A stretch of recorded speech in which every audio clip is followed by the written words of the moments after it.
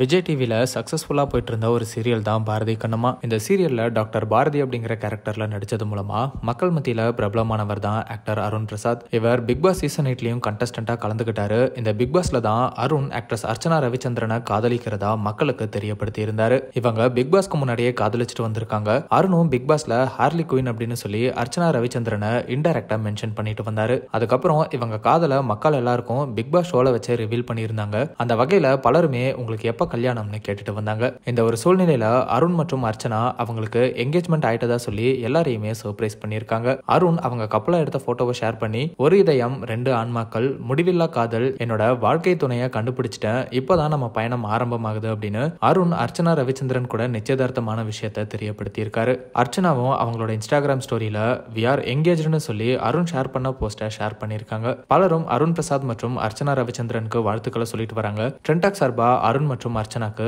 எங்களோட வாழ்த்துக்களை சொல்லிக்கிறோம். சீக்கிரமே இவங்க கல்யாணம் எப்போ அப்படிங்கிற அப்டேட்டும் அதிகாரப்பூர்வமா அறிவிப்பாங்கன்னு எதிர்பார்க்கப்படுது. ராஜாராணி சீரியல் மூலமா பிரபலமான நடிகை Archana Ravichandran Bigg Boss Tamil season 7ல வைல்ட் கார்டு கண்டஸ்டன்டா என்ட்ரி கொடுத்து டைட்டில் வின் பண்ணாங்க. அந்த வகையில வைல்ட் கார்டுல வந்து டைட்டில் வின் பண்ண ஃபர்ஸ்ட் கண்டஸ்டன்ட் அப்படிங்கிற பெருமையும் அடைஞ்சாங்க. இப்போ இவங்க சினிமால கவனம் செலுத்திட்டு வராங்க. Demonte colony part 2 நடிச்சாங்க.